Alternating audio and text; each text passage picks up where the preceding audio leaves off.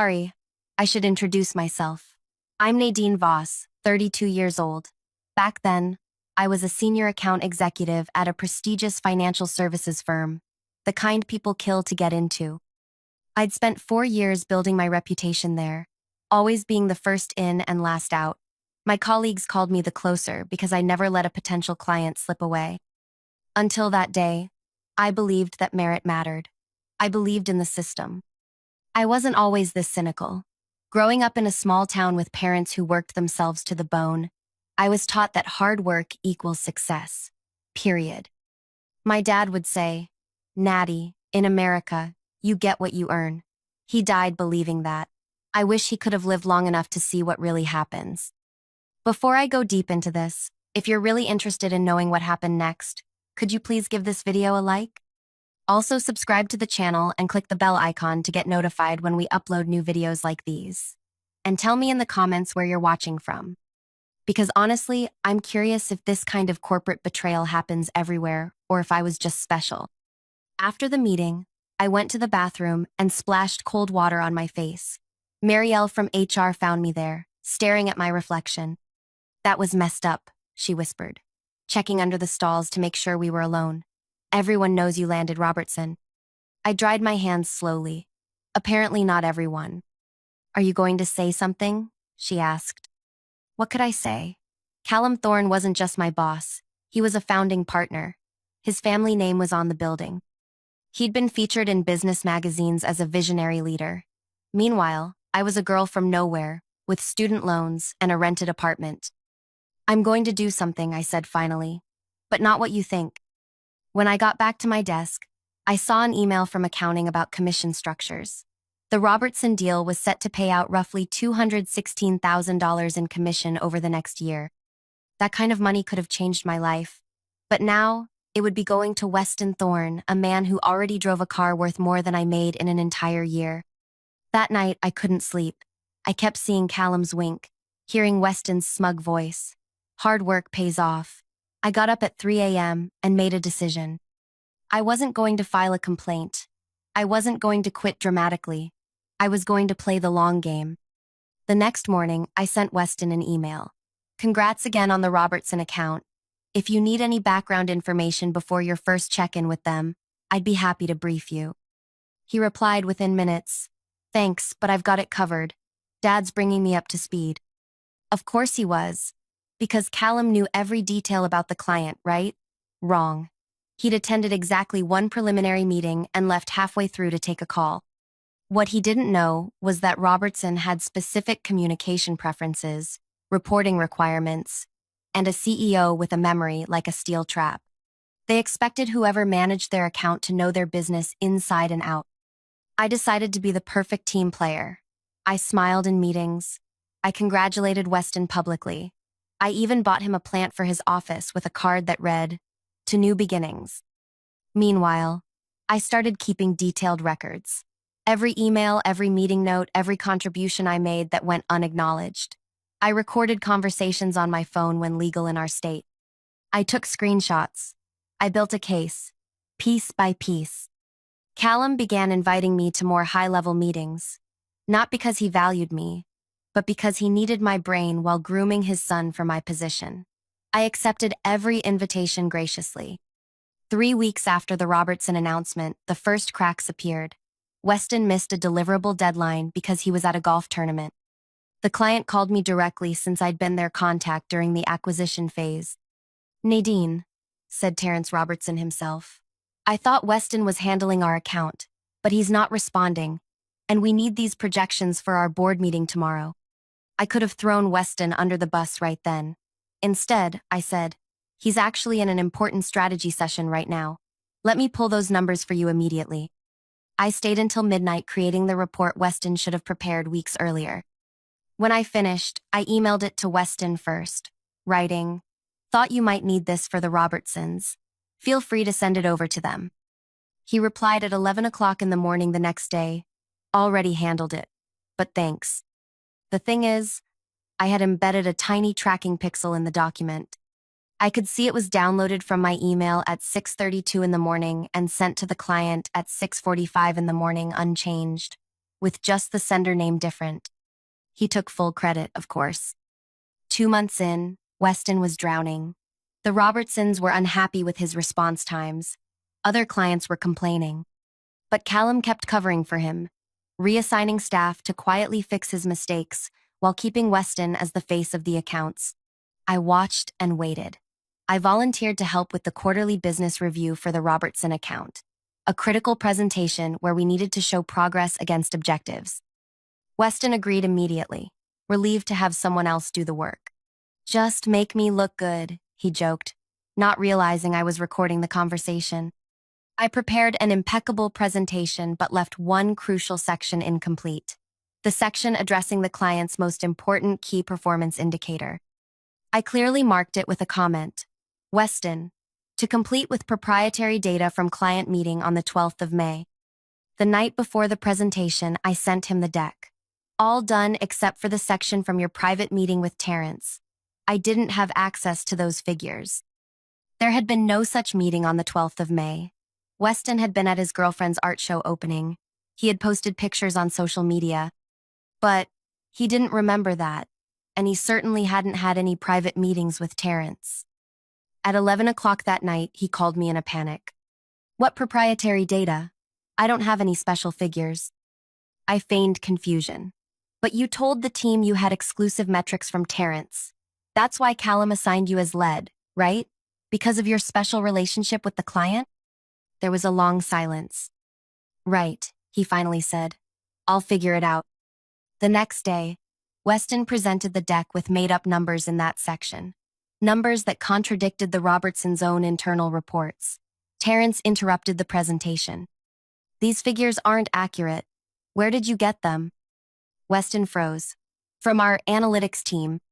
Terrence frowned. "Your analytics team is reporting different conversion rates than our internal systems? That's concerning." Callum jumped in to smooth things over, but the damage was done. The Robertsons started asking more questions, demanding more oversight.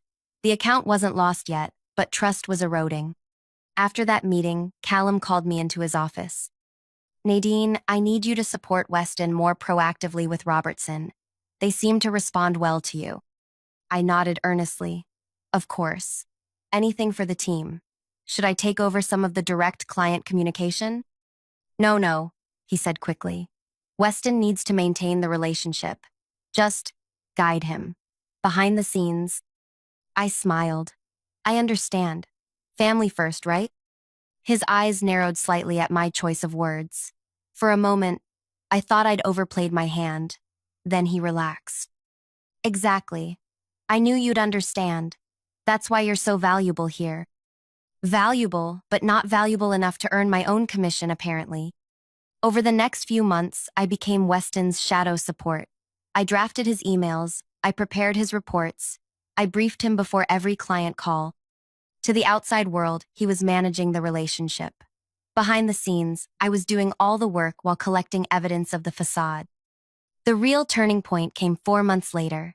The Robertsons were growing their business and required more services. It was a $5.8 million opportunity, larger than the initial agreement. Weston was given the responsibility of developing the proposal. He came to my desk looking pale. "Nadine, I need your help with this RFP." "Happy to help," I said cheerfully. "What do you need?" "Everything," he admitted. "I don't understand half of what they're asking for." This was my moment. "I'll help on one condition." He looked surprised. I'd never negotiated before. "What condition?" "I want to be officially assigned to the account team, with my name on the org chart that goes to the client." He hesitated only briefly. "Done, I'll tell Dad." I spent 2 weeks crafting a perfect proposal. This time, my name appeared in the document as technical account advisor. Not what I deserved, but a foot in the door. More importantly, it created a paper trail connecting me officially to the account. The day before the proposal was due, I made my first real move. I called Terrence Robertson directly. "Terrence, it's Nadine Voss. I'm working with Weston on your expansion proposal." "Nadine, good to hear from you. We've missed your thoroughness." "Thank you. I'm calling because I've noticed some discrepancies in the proposal draft that's about to come your way." "Nothing major. but I wanted to make sure you had the most accurate information for your board. There was a pause. What kind of discrepancies? The implementation timeline seems optimistic, and some of the customization costs aren't fully transparent. Another pause. I appreciate your candor. Should I be concerned? I believe in our company's ability to serve you. I just believe you deserve complete transparency about what that entails. Would you be willing to send me your notes separately for comparison? And there it was, the opening I needed. I'd be happy to provide a supplementary document. Just to be clear, this is for your eyes only. I'm not trying to undermine my colleague. Of course, this stays between us. I sent Terrence a detailed breakdown of realistic timelines, potential challenges, and accurate costs. I also included a brief section titled Account History that subtly highlighted my role in the original deal without directly claiming credit. The next day, Weston submitted the official proposal. 2 hours later, Terrence called Callum directly. We need to talk about this proposal and your account management structure. I couldn't hear Callum's side of the conversation, but I could see him through his glass office wall. His face darkened. He looked directly at me, then turned his chair away. The following morning, Callum called an emergency department meeting. When we all gathered in the conference room, Terrence Robertson was there with his CFO. Before we begin, Terrence said, I want to address something important. Our company values transparency and accountability. When we chose your firm, we did so because of the trust established during our onboarding process. Since then, we've noticed a disconnect between the promises made and the delivery structure. Callum tried to interject, but Terrence held up his hand. We've received conflicting information about timelines, capabilities, and even basic account facts. Yesterday, we received your proposal alongside supplementary notes that painted a very different picture of what to expect. All eyes turned to Weston, who looked confused. As a result, Terrence continued, we're requesting a restructuring of our account team effective immediately. We want Nadine Voss to lead our account as primary contact. The room went silent. Callum's face reddened. Mr. Robertson, while we value your input, we determine our staffing internally based on family connections rather than merit? Terrence interrupted. Because that's how it appears from our side. Our contract includes a clause about appropriate account staffing. We're invoking it now. Either Ms. Voss leads our account, or we'll need to review our relationship entirely. The $3.6 million already signed, combined with the potential $5.8 million expansion, made this a $9.4 million conversation. Even Callum couldn't ignore that. He forced a smile. Of course. We want you to have complete confidence in your team. We can certainly discuss adjustments. Not adjustments, Terrence said firmly. A complete reassignment, and we'll need confirmation by end of day. After the Robertsons left, Callum exploded. Not at Weston, at me. What did you do? He hissed, slamming the conference room door. I maintained perfect composure. I provided accurate information to our client, as I've always done. You went behind our backs? Did I? Or did I do exactly what you asked? Support the account behind the scenes? The only difference is the client found out who was actually doing the work. Weston looked between us, finally understanding. You set me up. I smiled at him. Hard work pays off, right? Callum stepped closer to me, lowering his voice. You think you've won? I built this company. One client doesn't change anything. I can make your life here impossible. You already did that when you stole my commission, I replied calmly. But there's something you should know before you make threats. I pulled out my phone and played a recording Weston, asking me to make him look good, followed by Callum instructing me to support his son behind the scenes.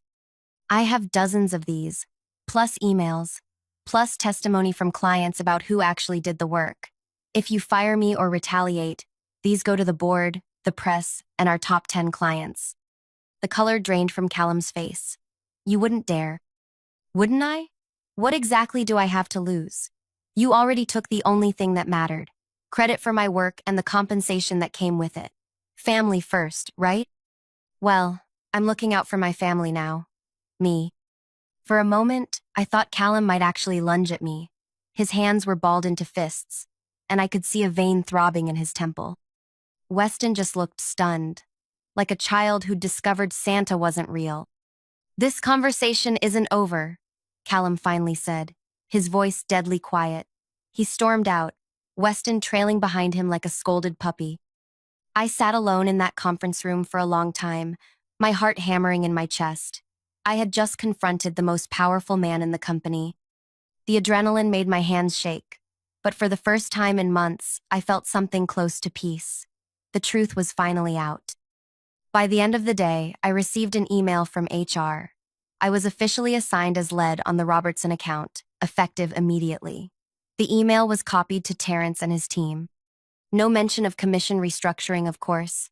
That battle was still to come. When I got home that night, I poured myself a glass of wine and called my best friend, Imara. "You did what?" She practically screamed when I told her. "Nadine, they're going to destroy you." "Maybe," I admitted, "but they'll have to do it in the open now."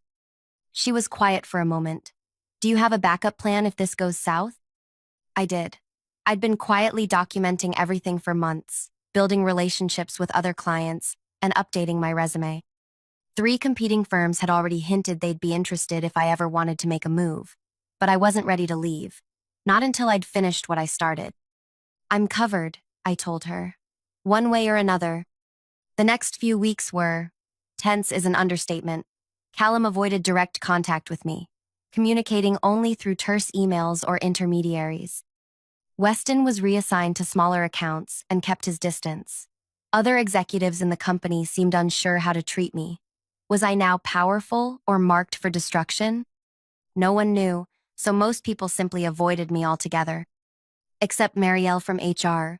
She stopped by my desk one afternoon with coffee. "The partners had a closed-door meeting about you yesterday," she said softly. 3 hours. My stomach tightened. "And?" "They're split. Callum wants you gone, obviously. But Vihan and Eliza think firing you would be legally risky given what happened with Robertson. Plus, they're impressed you managed to save and expand the account." Vihan Shah and Eliza Winters were the other founding partners. I'd always had decent relationships with them, but they operated in different divisions, and we rarely crossed paths. "What's your guess?" I asked her. Marielle sipped her coffee. "They'll try to manage you out slowly. Make your life difficult until you quit voluntarily. Less messy that way." She was right. The very next day, my office was needed for a visiting executive, and I was moved to a desk in the open area, right by the noisy break room. My assistant was reassigned to more pressing needs. My parking space, a small perk I'd earned after 3 years, was reallocated for client use. Petty stuff, designed to humiliate and frustrate me into leaving. I smiled through all of it. Meanwhile, I was excelling with the Robertson account. Terrence and his team were thrilled with the new arrangement. We expanded their services, streamlined their reporting, and found cost savings their previous account manager, Weston, had overlooked. The relationship flourished. 2 months after the confrontation, quarterly commission statements were released. I immediately checked mine, and as I suspected, the Robertson commission was still allocated to Weston. I printed the statement and walked directly to Eliza Winter's office. Her assistant tried to stop me, but I smiled and said, "It's about the Robertson account. She'll want to hear this." I walked right past him. Eliza looked up from her computer, surprised but not displeased to see me. Unlike Callum, she had built her reputation on substance rather than style. "Nadine, this is unexpected." I placed the commission statement on her desk. "I thought you should be aware of a potential legal issue. Despite being officially recognized as the account lead for Robertson at the client's explicit request, the commission is still being directed to Weston Thorne." She frowned, picking up the paper. "This is an administrative oversight, surely." "Is it? Because I've submitted 3 correction requests to finance, all of which have been denied with Callum's electronic signature." That got her attention. "Have you spoken to Callum about this directly?" "He refuses to meet with me, but I have the email trail." I handed her a folder containing all my documentation. "I'm coming to you as a founding partner because I respect the firm and would prefer to resolve this internally." The unspoken alternative hung in the air between us. She studied me for a long moment. You're not what I expected, Nadine. What did you expect? Callum described you as emotional, unprofessional, someone who was trying to undermine his son out of jealousy. I couldn't help but laugh. Do I seem emotional or unprofessional to you? A small smile crossed her face. Quite the contrary. You seem exceptionally well prepared. She tapped the folder. Leave this with me. And Nadine? Thank you for coming to me directly. 3 days later, my commission structure was reviewed and updated to reflect current account responsibilities. The back commissions would be paid out over the next 3 pay periods. It wasn't a complete victory. They prorated it from when I officially took over. Not from the beginning, but it was a significant win. More importantly, the power dynamic was shifting. Callum couldn't simply erase me anymore. Other account executives who had suffered similar treatment began coming to me privately, sharing their stories. Junior staff started asking me to mentor them. Clients requested me specifically for new projects. Callum watched all of this with growing resentment. I could feel his eyes on me in meetings, calculating, planning. I knew he wasn't finished. Men like him don't surrender power easily. His next move came about a month later. One of my largest clients, the Vaziri Group, suddenly demanded a different account manager, claiming communication issues. I was blindsided. We'd had an excellent relationship. When I called my contact there, Daria, she was evasive. It's nothing personal, Nadine. We just felt we needed different energy. That didn't sound like Daria at all. Did someone from our firm speak with you about this? I asked directly. A pause. I'm not comfortable discussing that. That was answer enough. I thanked her professionally and ended the call. Then I did something I'd never done before. I drove to the Vaziri offices unannounced.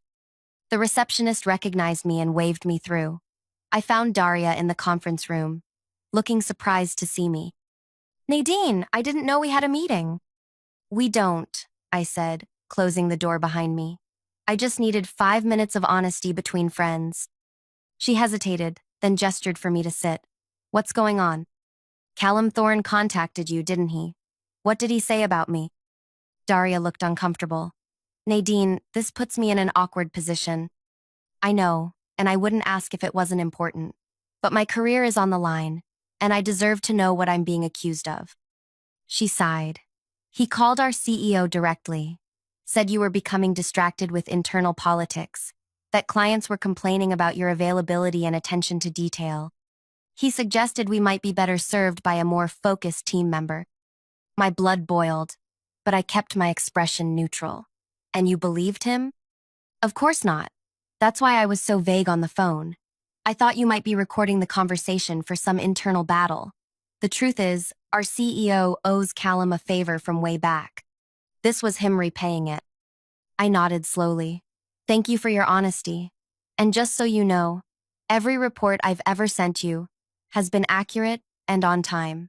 Every call scheduled has been kept. I know that, she said softly. We all do. As I was leaving, she called after me. Nadine, be careful. Men like Callum, they play by different rules. She was right. Callum was escalating, using his extensive network to undermine me professionally. If he succeeded in stripping away my clients, he could justify demoting or firing me regardless of what happened with Robertson. I needed to change the game. That night, I called Terrence Robertson at home. He picked up on the second ring. Nadine, is everything all right with the account? The account is perfect, I assured him. This is more personal. I need your advice as someone who understands corporate dynamics. I explained the situation, how Callum was now actively working to undermine me with other clients after failing to intimidate me into leaving. Terrence listened carefully. When I finished, he asked one question. What do you want out of this, Nadine? Really want? I had to think about that. Did I want Callum's job? Revenge? Public vindication? I want what I've earned, I said finally. Recognition for my work. Fair compensation. And I want to make sure what happened to me doesn't happen to others. He said. Not money or power for their own sake, then. No. Those things matter, but they're means to an end.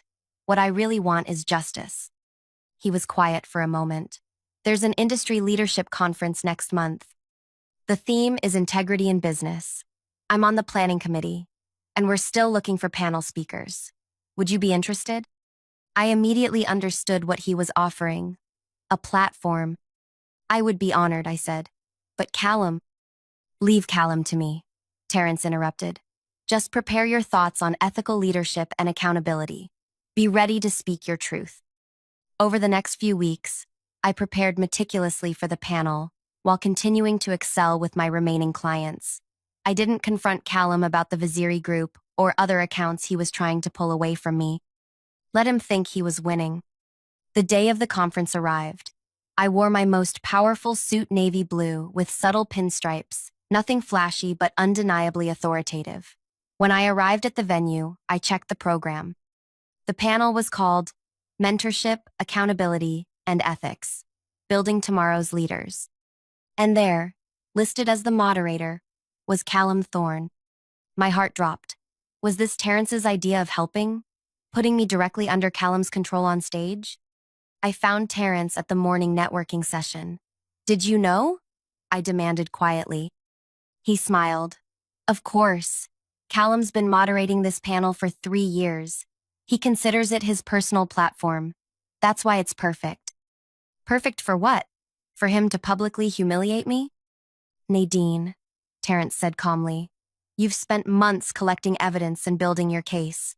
Today, you'll have an audience of 500 industry leaders. Use it. I understood then.